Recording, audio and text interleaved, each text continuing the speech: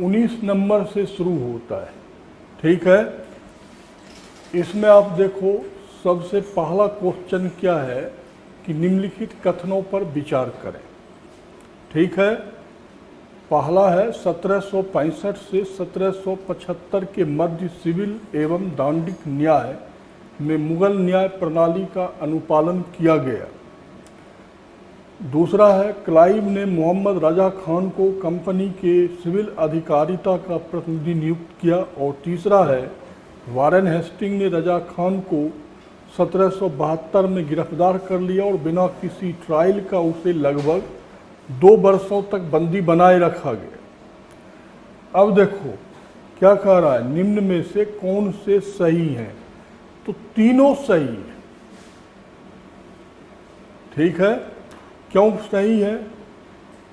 क्योंकि वास्तव में 1765 से 1775 के मध्य मुगल न्याय प्रणाली ही कहीं न कहीं ब्रिटिश न्याय प्रणाली का आधार रहा है। 1773 के रेगुलेटिंग एक्ट में बदला गया, बट उसे इम्प्लीमेंट होते होते 1784 हो गया था। मोहम्मद रजा खान, जब कर्नल क्लाइव ने बंगाल में डायसी को इम्प्लीमेंट किया, तो डायसी को इम्प्लीमेंट करने के संदर्भ में उसने वहाँ पर मोहम्मद रजा खान को अपना क्या बनाया था, प्रतिनिधि बनाया था। और वास्तव में 1772 में उसे गिरफ्तार किया गया था। तो तीनों सही है, इसमें एक भी गलत नहीं है। अब आप 20 नंबर को देखिए। 20 नंबर कह रहा है कि निम्नलिखित कथनों पर विचार करें।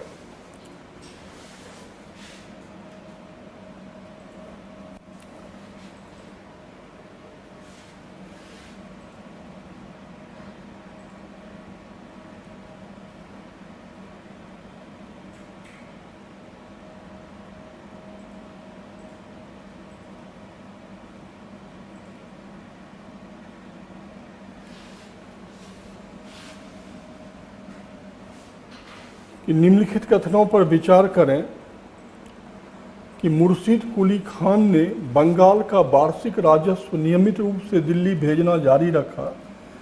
यह अलीवर्दी खान के शासनकाल था जिसमें मुगलों के साथ उसका वास्तविक संबंध विच्छेद देखा गया। उपरोक्त में से कौन से संबंध सही है?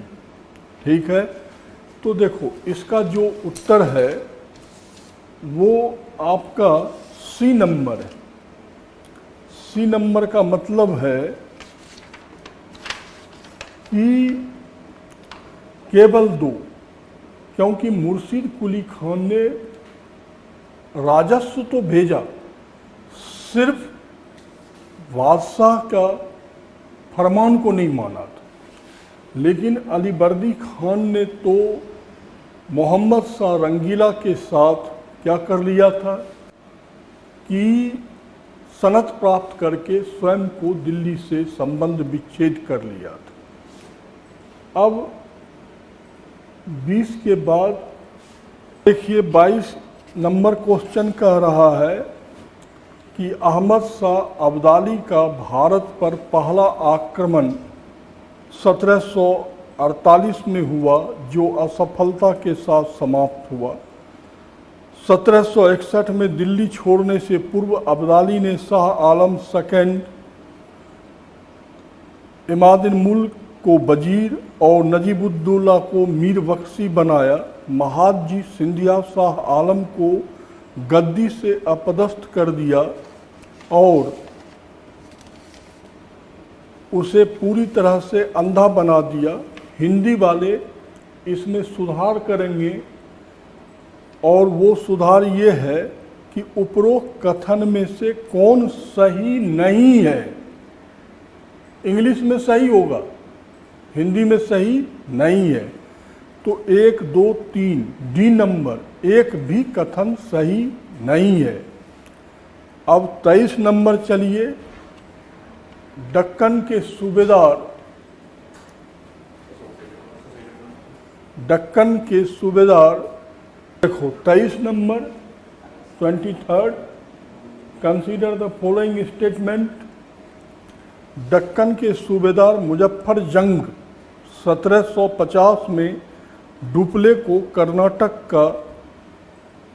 कर्नाटक सहित कृष्णा नदी के कैमरीन तक के संपूर्ण क्षेत्र के नवाब का पदवी प्रदान किया। और दूसरा है, डुप्ले ने चांदा साहब और मुजफ्फर जंग से एक गुप्त संधि की।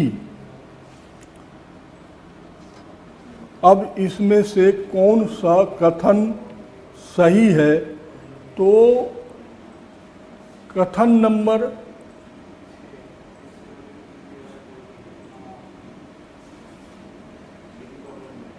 1 और 2 दोनों सही है, इसलिए इसका उत्तर जो है वो सी नंबर होगा। 24 देखो क्या कह रहा है, निम्न कथन में से कौन सही है? बहादुर शाह ने हिंदू प्रमुख एवं राजाओं के प्रति सहिष्णु दृष्टिकोण अपनाया। बहादुर शाह ने गुरु गोविंद सिंह के साथ शांति बनाए रखकर विद्रोही सिखों को संतुष्ट करने का प्रयास किया। और बहादुर शाह के शासनकाल में जुल्फिकार खान ने साम्राज्य के विसंगतियों को सुधारने का प्रयास किया। और डी नंबर है कि बहादुर शाह के शासनकाल में प्रशासन के क्षेत्र में और गिरावट आई। तो कह रहा है निम्न में से कौन सा कथन सही नहीं है? तो सी नंबर ये सही नहीं है, बाकी सही है। सी नंबर सही क्यों नहीं है? कि जुल्फिकार खान जो है वो जहांदार शाह का प्राइम मिनिस्टर था, अर्थात बहादुर शाह के बाद जो शासक बनेगा वो जहांदार शाह है, इसलिए सी नंबर क्या है? सही नहीं है। अब 25 को देखो। 25 में कह रहा है कि निम्नलिखित घटनाओं पर विचार करें। जहांदार शाह की गद्दी की प्राप्ति, सैयद बंधु का पतन, बाजीराव का दिल्ली पर घेरा डालना, नादिर शाह का आक्रमण। ये ऑर्डर में कौन सा सही है? तो डी नंबर सही है। कैसे सही है? तो जहांदार शाह को गद्दी 1712 में प्राप्त हुआ, सैयद बंधु का पतन 1719 में हुआ, बाजीराव का दिल्ली पर घेरा डालना 1737 में हुआ और नादिर शाह का दिल्ली पर आक्रमण 1739 में। तो इसलिए ये क्रम में 1, 2, 3, 4 सही है।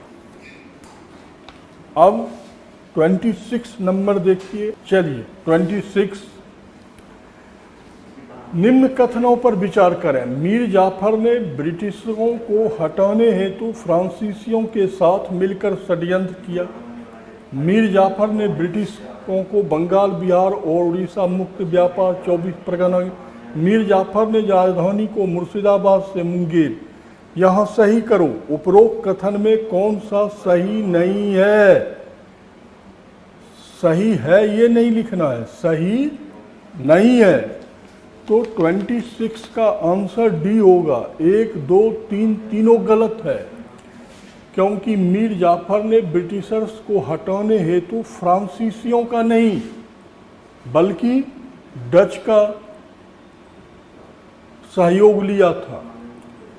ये मीर जाफर ने बंगाल, बिहार में मुक्त व्यापार का अधिकार नहीं दिया था, मुगल बादशाह शाह आलम सेकंड ने दिया था। और राजधानी को मुर्शिदाबाद से मुंगेर स्थानांतरित करने का काम मीर कासिम ने किया था, मीर जाफर ने नहीं किया था। अब 27 नंबर देखो। बंगाल की 1760 की क्रांति से आशय क्या है? कंपनी के व्यावसायिक चरित्र का अंत, ये उत्तर नहीं है। बंगाल, बिहार, उड़ीसा के दीवानी साम्राज्यिक अनुदान देना, ये भी उत्तर नहीं है। मीर जाफर को सत्ता से हटाना और मीर कासिम का राज्यारोहण, यही उत्तर है, सी नंबर। 1760 में मीर जाफर को मीर कासिम के पक्ष में सत्ता छोड़ना पड़ा, वही 1760 की क्रांति कहलाती है। अब चलिए 28 नंबर, निम्न कथनों पर विचार करें। फोर्ट विलियम अंग्रेजों द्वारा भारत में बनाया गया पहला किला था। सर चार्ल्स ईरे फोर्ट विलियम का प्रथम अध्यक्ष था। निम्न में से कौन सा कथन सही है? तो 28 का उत्तर ए नंबर होगा कि फोर्ट विलियम अंग्रेजों द्वारा भारत में बनाया गया पहला किला था। बड़ी महत्वपूर्ण है, और यही फोर्ट विलियम किला बाद में कलकत्ता शहर बन जाएगा। अब 28 नंबर के बाद हिस्ट्री का क्वेश्चन 61 नंबर में 61 कह रहा है कि निम्नलिखित में से कौन सा गठबंधन जो बक्सर के युद्ध में अंग्रेजों के विरुद्ध लड़ा था में शामिल नहीं था? तो देखो, बक्सर के युद्ध में 3 लोग शामिल थे। शाह आलम फर्स्ट शामिल नहीं था, और सिराजुद्दौला शामिल नहीं था। 3 और 5 बी नंबर। अब निम्न में से कौन सा कथन सही नहीं है? 62, भारत में पहला पुर्तगाली गवर्नर अल्बुकर्क था।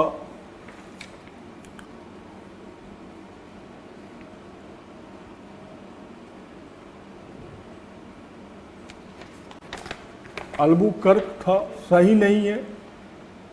कोचीन भारत में पुर्तगालियों की आरंभिक राजधानी थी। डच जेंटलमैन 22 द्वारा संचालित थी।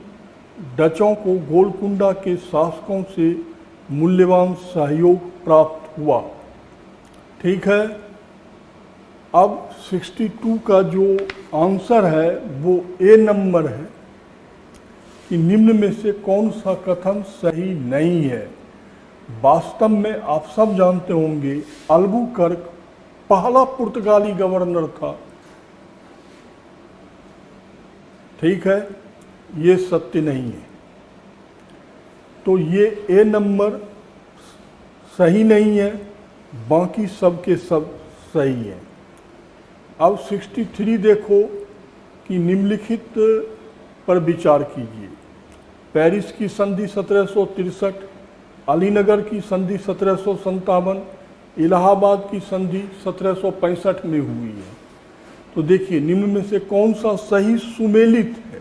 ये सुमेलित नहीं है। इलाहाबाद की संधि 1765 में हुई है और ये कह रहा है 1764। तो मतलब 1 और 2 सही है, कि इसका उत्तर बी नंबर होगा। केवल 1 और 2। पेरिस की संधि 1763 में हुई है, सही है। ये अलीनगर की संधि कर्नल क्लाइव सिराजुद्दौला और कंपनी के बीच हुई थी फरवरी 1757 में।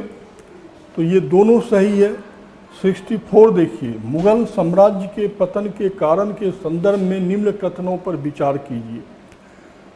औरंगजेब की दक्कन नीति आत्मघाती सिद्ध हुई। मुगलों की दरबारी राजनीति की कुलीनता को अपघर्षित किया। मनसबदारी प्रणाली के दोषों ने मुगल सेना को भ्रष्ट बनाया। निम्न में से कौन सा सही है? निम्न में से कौन सा सही है? क्वेश्चन नंबर 64, इसका आंसर सी नंबर है। औरंगजेब की दक्कन नीति तो जानते ही हो, इसे नासूर कहा जाता है। मुगलों के प्रशासनिक अधिकारी भ्रष्ट हो गए थे, बिल्कुल सही है। 1, 2, 3 दोनों सही है। ये 64 नंबर तक हिस्ट्री का क्वेश्चन